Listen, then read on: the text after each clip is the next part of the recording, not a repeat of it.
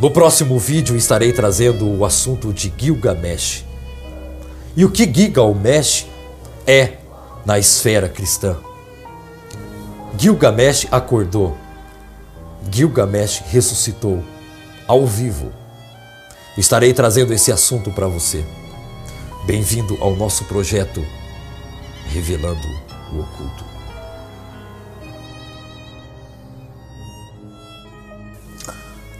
Olá, Shalom. Bem-vindos novamente ao nosso projeto Revelando o Oculto. E hoje estamos iniciando a nossa terceira aula aqui. E nos primeiros vídeos eu trouxe aqui para vocês sobre os amuletos e de que forma os amuletos eram utilizados e qual era o fundamento para cada amuleto e se eles eram liberados a ser utilizados ou não. Bom, existem várias especulações sobre quem pode usar e quem não pode usar e quais são os amuletos e quem os fez. Na aula anterior falamos sobre os remédios que eram utilizados, as raízes que eram utilizadas para a cura do corpo e também alguns aromatizantes, e nessa terceira aula estaremos falando a respeito do azeite.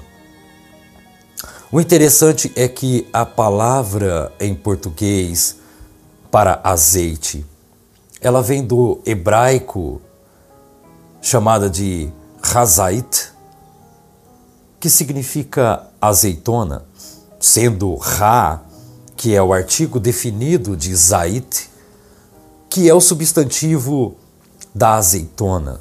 E o substantivo da azeitona é a palavra shemen shel zait, que significa óleo de azeitona. Etz hazait, que significa a árvore da azeitona, a oliveira. E convido você a estar ouvindo sobre essa aula tão importante. E eu quero trazer aqui os benefícios do azeite e os fins que ele era utilizado, tanto no templo, no Beit HaMikdash, e quanto nos dias de hoje. E o poder da cura do óleo de azeite. Bom, se todos tivessem a compreensão do poder de cura que tem o azeite, muitos deixariam de utilizar determinados remédios farmacêuticos e com certeza utilizariam o azeite. E eu convido você a estar assistindo mais esta aula.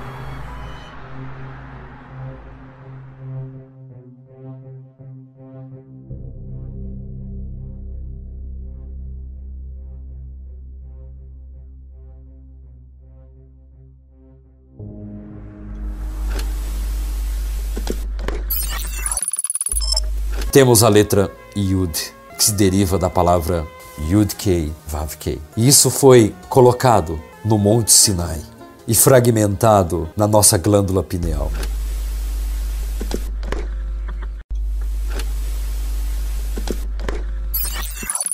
Em primeiro lugar, quero trazer aqui uma palavra chamada crisólito. A importância que tem e a complexidade do azeite de oliva. Esse crisólito é uma substância que foi encontrada em abundância na terra da tribo de Asher. O azeite é extraído de um pequeno arbusto e o pé desta árvore tem uma altura de 3 a 4 metros.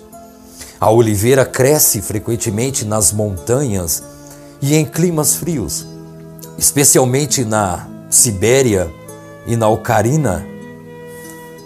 O azeite contém antioxidantes poderosos que ajudam a proteger o nosso corpo, aonde se é encontrado vários tipos de metais, mercúrio. Principalmente nos dias de hoje, com a medicina e a ciência avançada e aonde que esses metais pesados são encontrados em vários alimentos, água e até mesmo em alguns medicamentos que foram colocados nas pessoas nesses dias. Contém muito mercúrio e outros metais. Bom, o azeite é um antídoto poderoso para proteger nosso corpo desses metais. E o azeite também ele era usado em produtos cosméticos que eram destinados a retardar o processo do envelhecimento. Incrível! O azeite não só era utilizado como remédio para proteção do nosso corpo, como também o azeite era destinado a retardar o envelhecimento. O azeite também é eficaz no tratamento de rugas e a pele ressecada e outros sintomas de pele envelhecida. O azeite de oliva tem a capacidade de restaurar a pele, o que provavelmente se deve pelo alto teor de ácido. O azeite contém a vitamina F, incluindo o ácido leico, que raramente é encontrado em grandes quantidades em fontes vegetais. O azeite também é rico em carotenoides, que é o ômega 3, o ômega 6 e o ômega 9, e também a vitamina K, a vitamina E, flavonoides, fitoesteróis, todos os quais ajudam e são importantes para manter a pele saudável. Este óleo era considerado um símbolo de honra.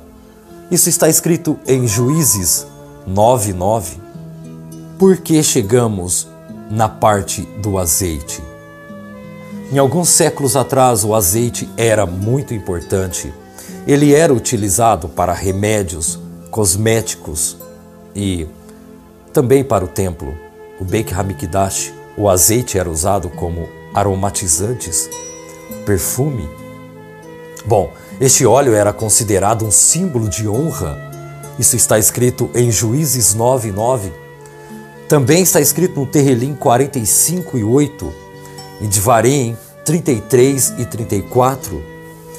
Portanto, o azeite deveria ser retirado das ofertas associadas às coisas ruins, sobre a tristeza e o desfavor.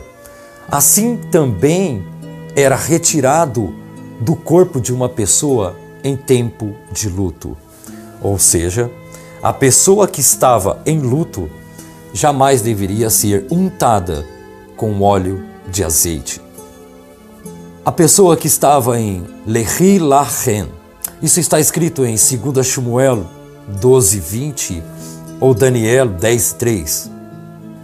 Assim é declarado com referência a todos os sacrifícios, em especial um que era oferecido quando um homem suspeitava do adultério de sua esposa. Nenhum óleo deveria ser derramado sobre ele. Olha só a importância do óleo de oliva, o óleo de azeite. E este óleo não deveria ser colocado em nenhum incenso quando o homem suspeitasse da traição da sua esposa. Bom, sobre esse assunto, gera um outro tema. Qual o motivo que o homem não poderia utilizar o óleo de azeite se a traição não veio da parte do homem e sim da sua esposa? Esse é um outro detalhe muito importante. Bom, uma oferta de manjares em memória que recorda as más ações, ou seja, o óleo não poderia ser despejado ou untado na pessoa que foi traída, porque ela poderia trazer maus pensamentos e assim gerar más ações. Isso está em Bamidbar 5:15. Da mesma forma, a farinha era escolhida como oferta pelo pecado, e ela era separada do óleo e do incenso. Isso está em Levítico 5:11. Ou seja, a farinha também era levada no altar de sacrifício como oferta pelo pecado, mas ela era separada do óleo e também do incenso. Bom, o ritual de purificação de uma pessoa que se recuperou da lepra. Estamos falando agora da lepra. O óleo desempenhava um papel importante na cura do leproso. O azeite também era utilizado na purificação de uma pessoa que estava com lepra. Bom, sabemos que a lepra tem uma ligação com Lashon Hará. E acredito que a mesma sequência de purificação de uma pessoa leprosa também coincide com a cura de uma pessoa com Lashon Hará. O sacrifício era oferecido no 8º dia. E todo aquele procedimento que incluía também uma oferta de farinha da melhor qualidade, que era misturada com óleo, e a apresentação de um tronco de óleo, que era uma medida de óleo exigida em qualquer ritual bíblico. A parte do óleo era aspergido diante de Adonai e era aspergido 7 vezes. Assim também era com o sangue. Uma parte era colocada na orelha direita, no polegar direito, e também era colocado no dedão do pé direito do leproso. Então este era curado. O que sobrava do azeite era derramado sobre a cabeça. Esses rituais simbolizavam a restauração do corpo e o retorno da honra, da alegria do homem, que este havia sido caído em total desgraça. E o que eu havia observado entre esses ritos são as características que são iguais ao rito de um luto. Isso está em Levítico 13:45. Esta associação do óleo também traz o vigor e a fertilidade. Terrilim 36:9. E como foi trazido, por exemplo, o termo o filho do azeite? Isso está se referindo ao homem fértil, à fertilidade. Isso está escrito em Yeshayahu 5:11. Pode supor que a aspersão do leproso com óleo também era um símbolo de sua restauração à vida, uma vez que o leproso é considerado como uma pessoa morta, ou seja, a restauração do homem através da unção do óleo de azeite. O homem que está morto, o significado seria a ressurreição de um homem após a sua morte ser untado com óleo de azeite. Bom, isso está escrito em Nedarim, no Talmud 74c, Nedarim 64b, no Talmud.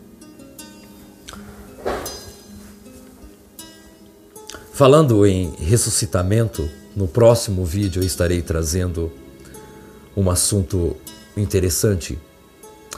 Eu estarei trazendo o ressuscitamento de Gilgamesh. Estarei trazendo um vídeo aqui e comprovando para vocês. Gilgamesh, depois de séculos, um homem perverso que viveu no 1º e no 2º século. O seu corpo hoje está intacto e ele acordou de um sono profundo, ou o acordaram. Eu estarei trazendo sobre esse assunto no próximo vídeo. Bom, voltando ao assunto. A virtude é frequentemente comparada ao óleo perfumado. A virtude de um homem é frequentemente comparada ao óleo perfumado. Isso está escrito em Terrelim 133 e 2. Ou Cântico dos Cânticos 1 e 3, Eclesiastes 7 e 1. Assim, os sábios advertiram contra o uso extravagante de óleo. Isso está escrito em Provérbios 21 e 17. O óleo de azeite. Enquanto os livros históricos da Torá testificam que este óleo foi guardado como ouro e prata. Isso está escrito em 1 Crônicas 9, 29. O óleo perfumado estava entre os tesouros de Ezequias, quando ele revelou Merodar Baladã. Isso está escrito em 2 Reis 20 e 13. O óleo de azeite, um símbolo de riqueza, escrito em Yeshayahu 28, 1 e 4. Isso está literalmente associado ao azeite. Associação também do azeite com arrogância, como um elemento de higiene normal. De todas as classes de pessoas no Antigo Oriente, o óleo de azeite era utilizado como unção. E a lavagem que precedia um curativo de uma ferida.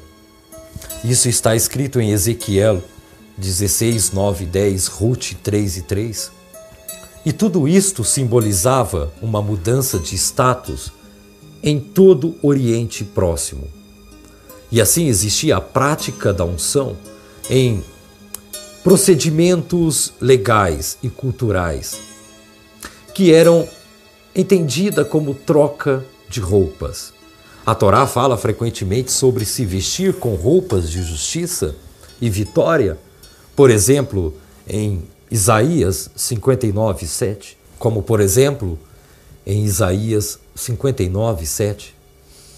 A honra, escrito em Salmos, no Terrelim 104 e 1. Desta mesma forma, prescreve então a lavagem, que é a chave para a pureza com o processo de um ritual. Isso está escrito em Shemot 30 e 20, Levítico 22 e 6. Não é surpreendente, portanto, a consagração de Arão ao sacerdócio. Isso incluía também a lavagem. Isso está escrito em Levítico 8 e 6, vestindo então com roupas especiais e ungindo sua cabeça com óleo. Isso está escrito em Levítico 8 e 12. A consagração dos filhos de Arão com os sacerdotes também incluía esses três elementos. Documentos acadianos ou documentos Ugarit mencionam a unção de escravas, alforriadas, enquanto as leis na Síria, nestes documentos, prescreveram a unção da noiva antes do casamento. Na Torá, Hashem instrui Eliarro a nomear Eliseu, como profeta, ungindo-o com óleo. 1 Reis 19, 16. Da mesma forma, disse que o espírito, o ruach de profecia, veio sobre o rei David Ameller desde o momento em que ele foi ungido. 1 Shmuel 16 e 13. Tanto quanto na Torá, em Levítico 8, 10 e 11, a unção com óleo foi associada a toda a dedicação dos Koanim no templo, no Beit HaMikdash. Assim também Yaakov se dedicou ao altar em Beit El, ungindo-o com óleo. A unção de reis foi atestada entre os povos do Antigo Oriente. mas apenas em Israel isto aconteceu entre os xiitas, e isto foi mencionado na Torá. Este tema foi a conexão com Shaul. Muitos foram ungidos pelos profetas usando o azeite. Afirma-se simplesmente que eles o ungiram. Esta última expressão pode ser simplesmente uma expressão idiomática que significa eles o fizeram rei. Após a unção de um profeta a uma outra pessoa, esta seria a expressão, e eles o fizeram rei. Eles deram o cargo de rei naquela época. Este era o significado da unção de um rei. Eles o colocaram neste local como rei. Bom, certamente nesse mesmo sentido que foi empregado a frase em Juízes 9:8 sobre as árvores chamadas de linchoar. O que me chamou a atenção sobre a palavra árvore, ela traz uma outra palavra interessante como holocausto. O nome dela é linchoar, shoar, holocausto. Este não é o momento para trazer sobre o holocausto, mas o que tem a ver a árvore de azeite com o holocausto. A palavra árvore significa linchoar, linchoar. E a palavra holocausto chama shoar. Bom, não é coincidência, pode ter certeza disso. Tem muita coisa por trás entre a ligação da árvore com o holocausto e com o azeite. Da mesma forma, o substantivo ungido significa Mashiach. Ou seja, vamos fazer a ligação aqui. O rei que era ungido, a palavra ungido significa Mashiach. Bom,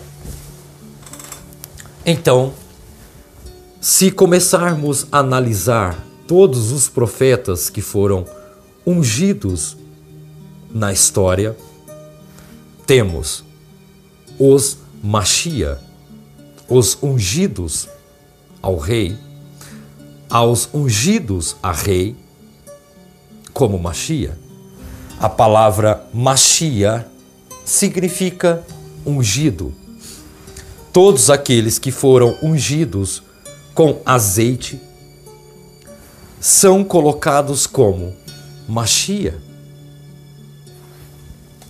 Desmistificando a palavra Mashiach, todos os profetas que foram ungidos a Mashiach. Ungido, Mashiach.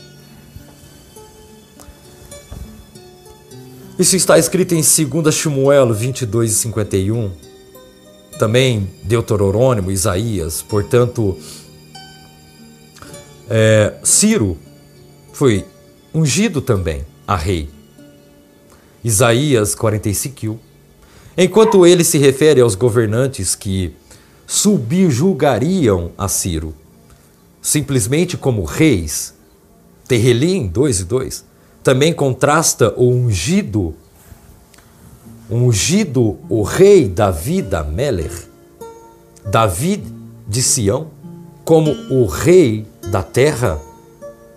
É compreensível, portanto, que o ungido seja eventualmente o termo para o instrumento humano de escatologia sobre a redenção escatológica do nome Mashiach e unção.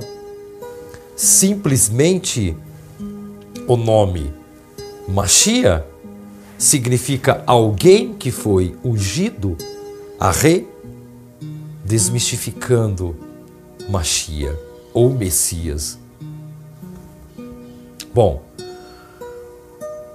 é difícil falar aqui a respeito deste assunto. Todas as religiões aguardam alguém vir libertá-las da opressão do mundo, livrá-las de um pecado, libertá-las de um mal.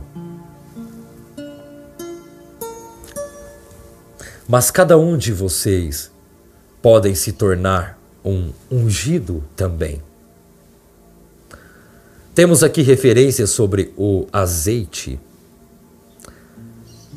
a especialidade que o azeite tinha em promover um profeta ou alguém a uma autoridade, a um patamar mais alto, alguém a um nível a mais, sendo ungido a rei, para se tornar um rei de uma nação.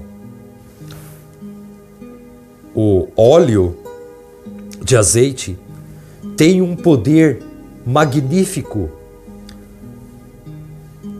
já trazido aqui, a respeito da saúde, da estética. Era utilizado como cosmético, remédio e também para unção. Veja a importância, a magnitude desse óleo de azeite e a utilidade que ele era usado. Hoje não temos mais o óleo de azeite 100% kasher, sem mistura. Acredito eu que existe alguns locais ainda neste grande planeta Terra que ainda produzem óleo original, sem misturas. E acredito no poder que esse óleo ainda tem.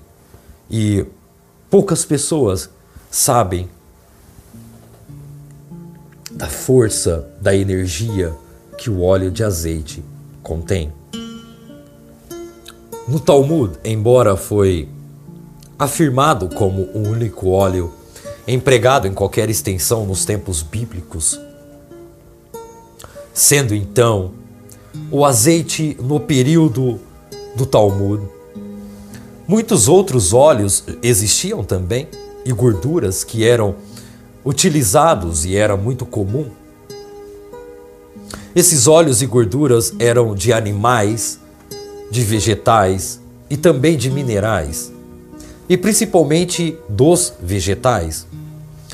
Os 2 primeiros capítulos da Mishnah, no segundo capítulo, no Tratado de Shabat, está escrito ali, numa lista abrangente de peixe, cera, óleo, gordura, da cauda, sebo, tanto derretido quanto sólido, óleo de gergelim, óleo de noz, óleo de peixe, óleo de colossíntia, alcatrão e nafta. A cera era o resíduo do mel. A cera era extraído do mel. Há muita controvérsia quanto à identidade da palavra kik. A identificação aceita hoje é que é idêntico a kikayond. Essa palavra está escrita em Jonas 4:6. Kikayond. Este é o óleo da mamona. Kikayod significa mamona. E naquela época, o óleo de mamona também era extraído. E este óleo de mamona é mencionado no Talmud, no Shabat 21a. Mas há 2 sugestões alternativas que foram feitas, que uma é produzida a partir de um peixe. Apesar do fato de que o óleo de peixe é especificamente mencionado na próxima Mishnah, enquanto outra opinião é que o óleo de semente de algodão, escrito no Talmud de Jerusalém, no Shabat 2:1, também é considerado de origem animal. No Talmud de Jerusalém, também é considerado a origem do animal, mas também é derivado de um pássaro, o óleo de um pássaro, e até identificado como pelicano, da palavra ka'at, um óleo usado para lâmpadas do Shabat. Este óleo de peixe, não há nenhuma dúvida de que outros óleos de origem animal eram conhecidos e usados para propósitos seculares. Levítico 11 e 18.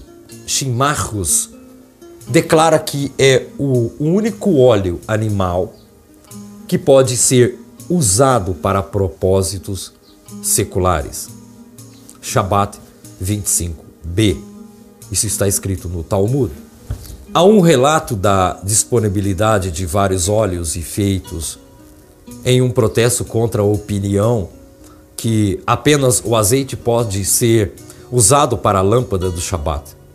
E isso traz uma contra-opinião que apenas o azeite pode ser usado para a lâmpada do Shabat. Mas o que farão os babilônicos, que tem apenas o óleo de gergelim? Ou o povo que tem apenas o óleo de noz? Ou mesmo os alexandrinos, que tem apenas o óleo de rabanete?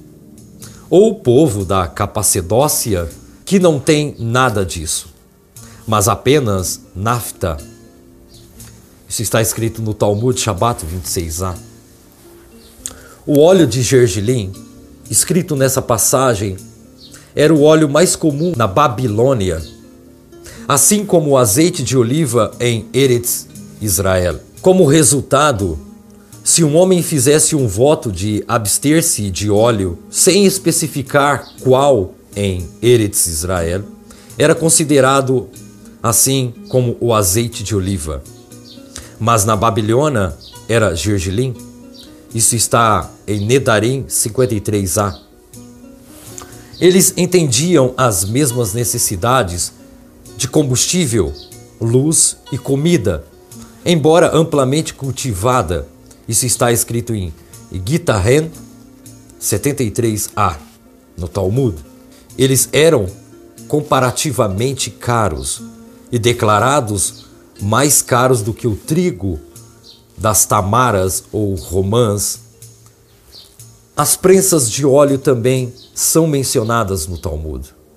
Há uma categoria aqui diferente sobre o óleo de bálsamo e o óleo de rosa, que eram usados como ungüentos. Esta categoria de óleos eram inflamável para ser usado e utilizado como combustível. E é citado o caso de acender uma lâmpada. Isso está escrito no Talmud 26a. O óleo de rosa era tão caro em Eretz que o seu uso era limitado apenas para o príncipe ou os príncipes na antiga Babilônia. No entanto, era abundante este óleo e, portanto, não era usado para todos.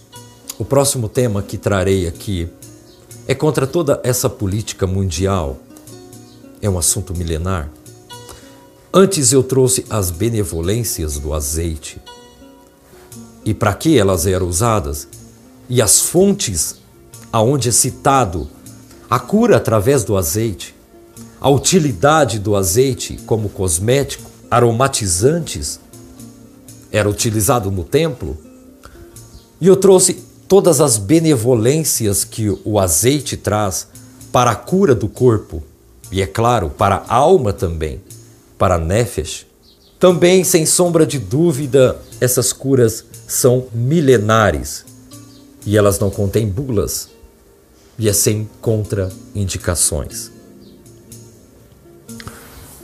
Mas eu quero chegar aqui no ponto principal que estaremos finalizando essas 3 aulas sobre os remédios que eram utilizados pelos nossos antepassados, os famosos raizeiros, chazeiros, se essa é a palavra correta. Nos tempos antigos, as ervas eram as principais fontes de remédios. Isso tudo foi tirado das partilheiras. Foi ignorado hoje pela humanidade, infelizmente. Mas ainda tem pessoas como eu e como algumas outras pessoas que a tendência é sempre buscar o que ficou no passado. Até mesmo o sistema retirou todas essas informações. De acordo com o livro dos Jubileus 10 e 12, os malachins revelaram todos esses remédios a Noé. Bom, mas aonde está esses remédios? Quem falou sobre esses remédios? Bom, está no Sefer Jubileus 10 e 12, que os malachins trouxeram todos os remédios para Noé. Bom, e naquela época não havia farmácia, e nem cientistas, e nem pessoas para ditarem se isso é bom ou se é ruim. Os malachins o entregaram para Noé, e assim Noé escreveu em um livro.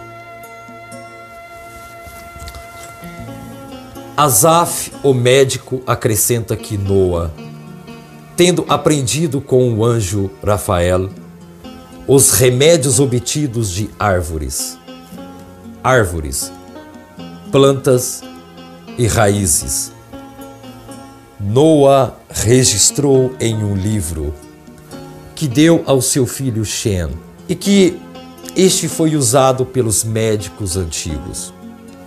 Aparentemente, nos tempos antigos, os livros de remédios eram comuns entre pessoas, pelo Maimônides, como supostamente tendo sido escrito por Salomão. Este comentário está escrito em Peshaim 4 e 9. Este foi suprimido por ordem de Ezequias, o rei de Judá, por qual ação ele foi elogiado pelos sábios. Seu propósito, explicam os comentaristas, que era que a pessoa orasse ao Todo-Poderoso por misericórdia e não dependessem apenas de remédios. A controvérsia começou por aí. Os comentaristas já começavam a trazer um dilema que até hoje é existente. Até nos nossos dias de hoje há discussões a este propósito. Existem escritos de muitos rabinos que concordam com o pedido de reza para o doente. E existe uma outra controvérsia para que se busque a cura através dos remédios. Bom, naquela época eram remédios, ervas naturais que foram enviadas por um anjo. E então já começava ali uma controvérsia entre a fé, a emuná e os remédios que eram extraídos das plantas, das ervas e também do azeite.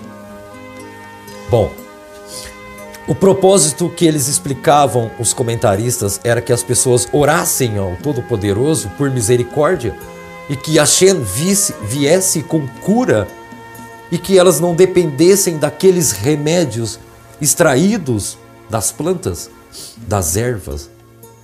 Tem alguma similaridade com o que está acontecendo hoje? Hoje, as coisas estão ao contrário.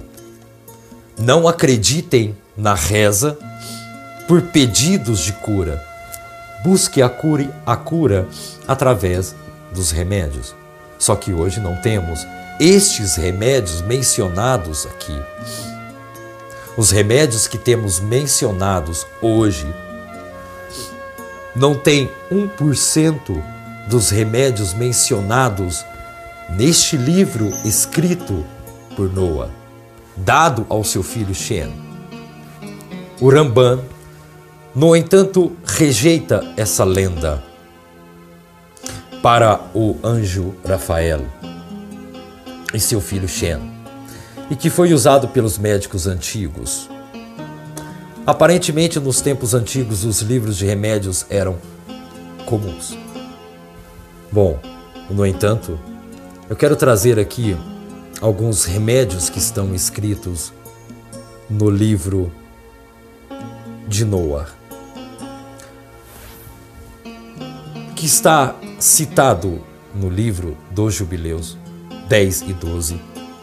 Lá está o nome de alguns remédios que foram escritos neste livro de cura dado a Noa. O bálsamo, ele foi declarado neste livro, no Sefer Jubileus, que ele é eficaz para as feridas, como está escrito em Jeremias 8:22. Nenhuma erva medicinal ou profilática é mencionada na Torá. Sugere-se que a história das mandrágoras, escritas em Bereshit 30, 14 e 17, faz alusão às propriedades dessa planta para prover a gravidez. Mas a passagem parece ter intenção específica de apontar que a gravidez é um dom. A Torá, ela menciona várias vezes plantas tóxicas das quais foram extraídas venenos, como cicuta, absinto.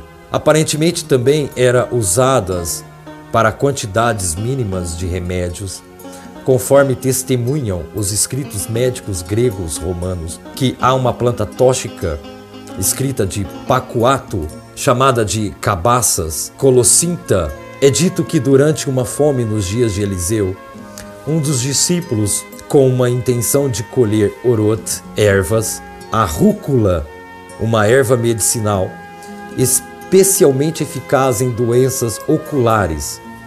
Bom, no Sefer Jubileus, traz a intenção de Eliseu e seus discípulos.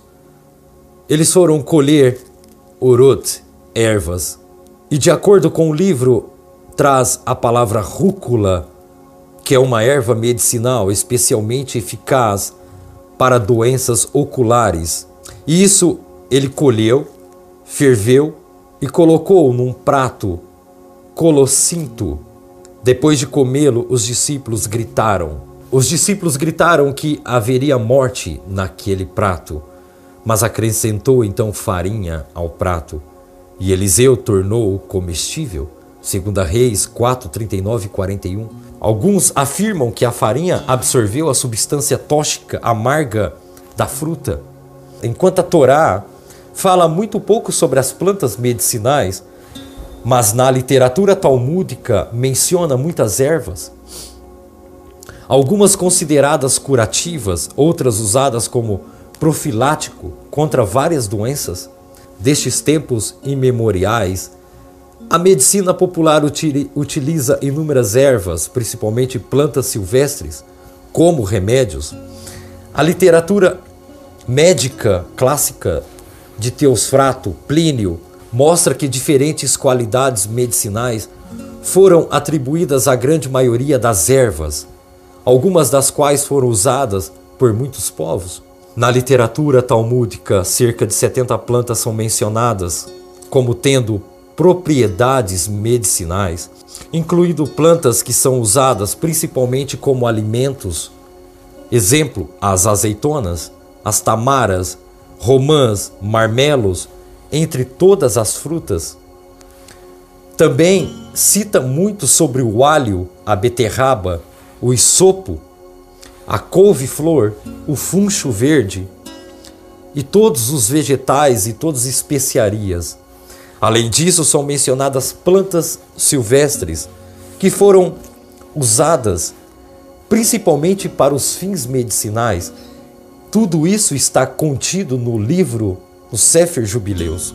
A seguir, algumas das plantas medicinais enumeradas também no Talmud traz para a doença hepática, como a palavra ioser, que é a samambaia, utilizada para doenças hepáticas. A palavra samambaia, ioser.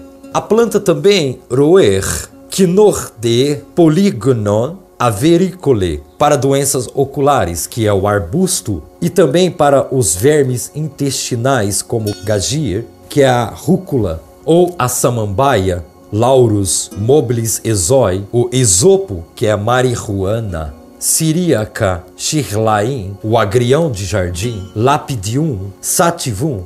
Isso está escrito no livro dos Jubileus. E nesse mesmo livro é trazido o antídoto para o veneno da cobra. E existem vários remédios recomendados para vermes intestinais, que são as folhas das verduras, para doenças intestinais, para doenças de pele. E o que é considerado eficaz em muitas doenças tem sido também trazido neste mesmo livro. O caldo de beterraba com espinafre traz um benefício para o coração, bom também para os olhos e mais ainda para os intestinos. A palavra tered, que é beterraba e espinafre, é chamada de beta vulgaris, aparentemente a pressão sanguínea na cabeça. Tudo isso eu estou trazendo do livro dos Jubileus, que traz sobre esses legumes, verduras, frutas, esses remédios. A beterraba e o espinafre é utilizado para a pressão sanguínea na cabeça. A palavra radaz, murta, é a rosa selvagem, a rosa canina, que é recomendado para parar, estancar a hemorragia também. Além disso, há uma longa lista de plantas medicinais, porções e remédios no mundo vegetal prescritos no Talmud. Vários médicos eram conhecidos para restaurar a virilidade, para aumentar a semente e a fertilidade de um homem, para os fins afrodisíacos, para induzir a esterilidade temporária ou para prevenir a concepção.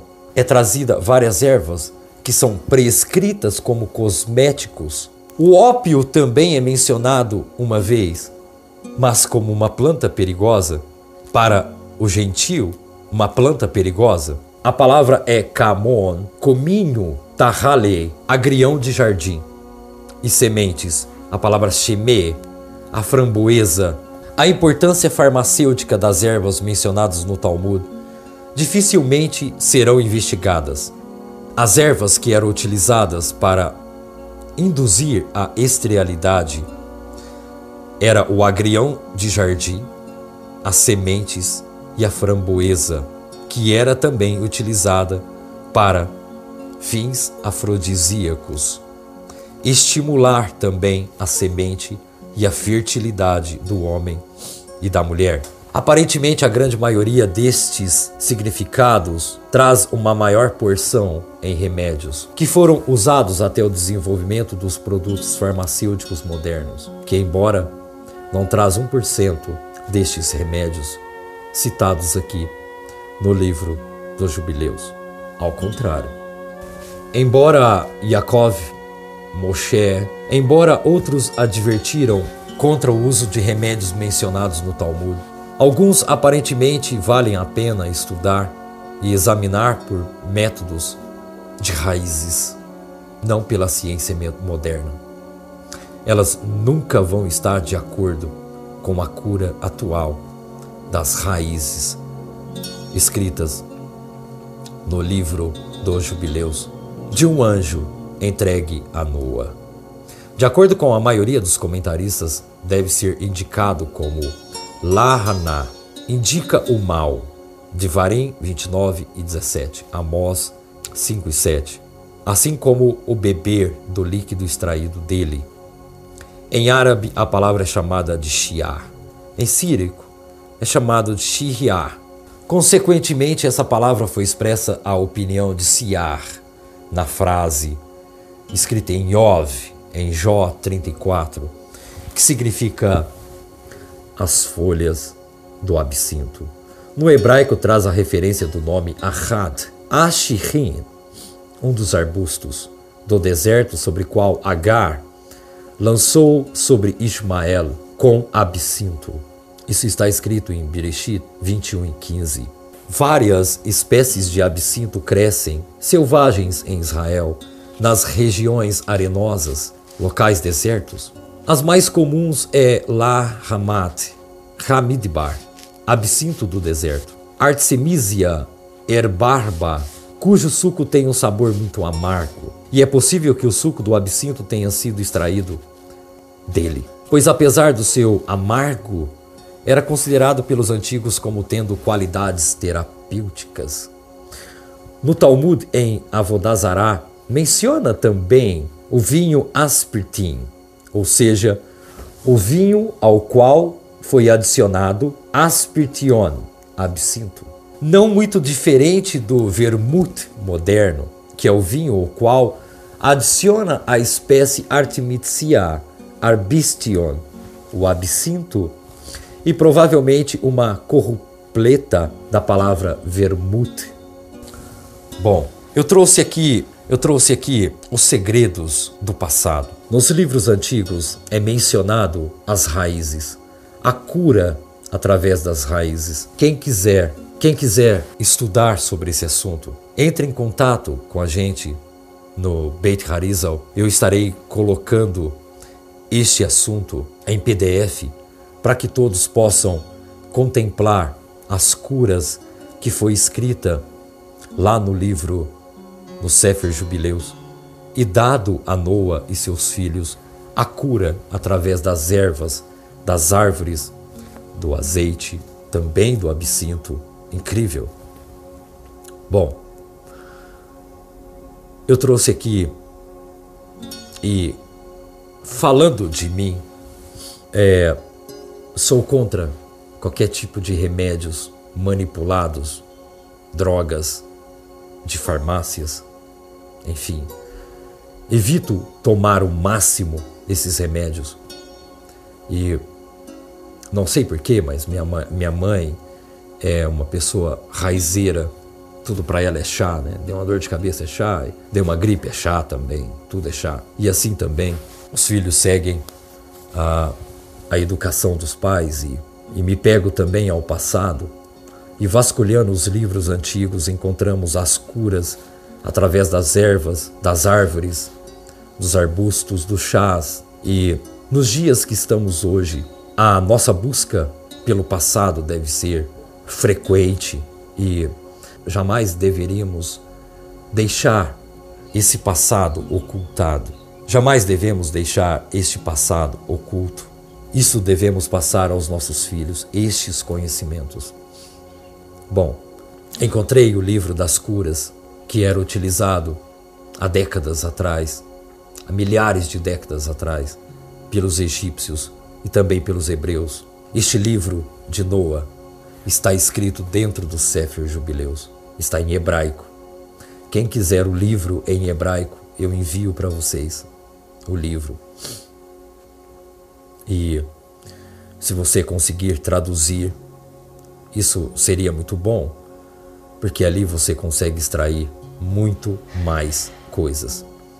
Bom, não devemos deixar esse passado morrer e devemos estar bem atentos, porque dias ruins virão, aonde supostas pandemias começarão a fluir em formas de gripes novamente, uma outra mentira para o mundo. Enfim, devemos resguardar o nosso psicológico, ligar a nossa mente somente às coisas do alto, desligar desse mundo, deixar com que eles mentem à vontade, deixar com que eles influenciam quem devem ser influenciados, e não caiam na besteira novamente desta sociedade maligna, maléfica, que querem apenas grana, dinheiro, poder, fama e controle social. Bom, eu fico por aqui. No próximo vídeo eu quero trazer o assunto sobre Gilgamesh. O seu corpo foi encontrado numa catatumba. Seu corpo está intacto. Incrível. Eu vi numa codificação há uns 10 anos atrás, quando eu estava codificando um texto, até mesmo no Sefer Hanor, que o mundo presenciaria um ressuscitamento ao vivo. Bom, eu acho que eu fui... Não, eu não fui o primeiro. Acredito eu que, dentre esses que viram, eu fui uma dessas pessoas. Enviei o vídeo para o Jorge, para a gente poder fazer uma análise, para ver se o vídeo é verdadeiro. Falei com alguns amigos meus em Israel. Muitos falaram que este vídeo é real. Bom, estaremos falando sobre Gilgamesh e quem ele é dentro do assunto cristão. Quem ele é dentro do que é esperado pelos cristãos. Estarei trazendo aqui Gilgamesh no próximo vídeo. Eu agradeço a você que esteve aqui, que assistiu essas 3 aulas. Resumindo todo o contexto da aula, o azeite é utilizado para cura da lepra, proteção do corpo, cosmético, aroma. As plantas, as ervas são raízes. Busque você. Se precisar do livro, disponibilizarei para você. Você me procura na Beit Harizal. Estarei enviando para você esse assunto.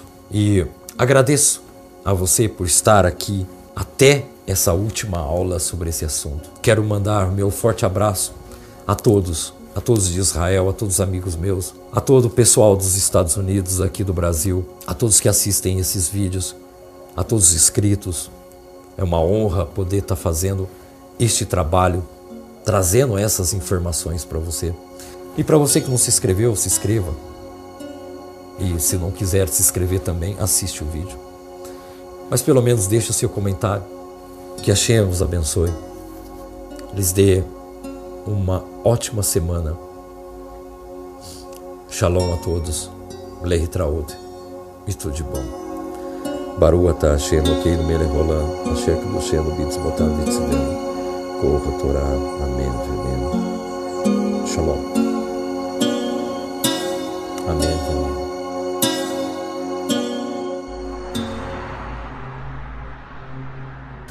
No próximo vídeo estarei trazendo o assunto de Gilgamesh. E o que Gilgamesh é na esfera cristã? Gilgamesh acordou. Gilgamesh ressuscitou ao vivo. Estarei trazendo esse assunto para você. Bem-vindo ao nosso projeto Revelando o Oculto.